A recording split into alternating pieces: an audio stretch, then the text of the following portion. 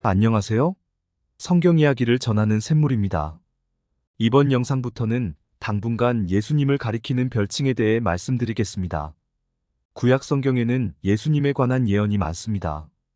그런데 그 예언들은 예수라는 이름으로 주어져 있지 않습니다. 어떤 사람들은 예수님이 구약 시대에 예언되었다면 왜 이름이 나오지 않냐고 묻습니다. 하나님께서 예수님의 이름을 밝히지 않으신 것은 마귀 때문입니다. 예수님께서 이 땅에 오셔서 십자가를 지는 것은 하나님께 대단히 중요한 일이었습니다. 그런데 마귀가 하나님의 의도를 알아차렸다면 예수님을 죽이지 못하게 했을 것입니다. 예수님을 죽인 것은 마귀입니다. 가룟 유다가 예수님을 팔게 된 것은 마귀 때문입니다. 마귀가 벌써 시몬의 아들 가룟 유다의 마음에 예수를 팔려는 생각을 넣었더라.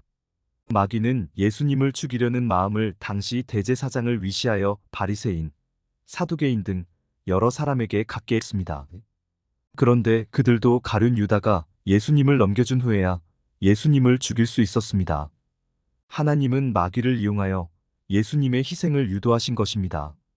그러므로 마귀는 하나님의 의도를 알아서는 안 되었습니다. 그렇게 했어도 마귀는 예수님이 하나님의 아들이라고 여기고 그것을 확인하기 위해 그를 시험했습니다. 시험하는 자가 예수께 나아와서 이르되 내가 만일 하나님의 아들이어든 명하여 이 돌들로 떡덩이가 되게 하라.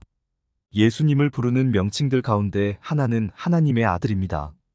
이와 관련하여 구약 성경에 나온 예언을 보겠습니다. 내가 여호와의 명령을 전하노라. 여호와께서 내게 이르시되 너는 내 아들이라. 오늘 내가 너를 낳았도다. 내게 구하라. 내가 이방 나라를 내 유업으로 주리니 내 소유가 땅 끝까지 이르리로다. 네가 철장으로 그들을 깨뜨리며 질그릇같이 부수리라 하시도다. 이 시의 저자는 여호와께서 자신에게 내리신 명령을 전한다고 하였습니다. 그것은 하나님께서 그를 아들이라고 부르신다는 것입니다. 그리고 그에게 모든 나라를 주겠다고 하셨습니다. 그가 예수님임은 계시록을 보면 알 수 있습니다. 이기는 자와 끝까지 내 일을 지키는 그에게 만국을 다스리는 권세를 주리니 그가 철장을 가지고 그들을 다스려 질그릇 깨뜨리는 것과 같이 하리라.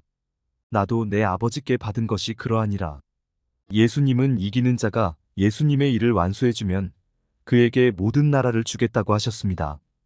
그런데 그것은 자신이 하나님으로부터 받은 것과 같다고 하셨습니다. 그 내용이 시편 2편에 나와 있는 것입니다. 시편 2편의 말씀과 계시록의 말씀을 비교해 보면 같은 내용임을 알 수 있습니다. 그러므로 시편 2편의 저자는 예수님입니다. 예수님은 창세 전부터 계셨기 때문에 구약 성경에 자신에 관한 예언을 남기실 수 있었습니다. 이번 영상에서는 예수님을 부르는 명칭들 가운데 하나가 하나님의 아들인 것을 말씀드렸습니다. 끝까지 시청해 주셔서 감사합니다.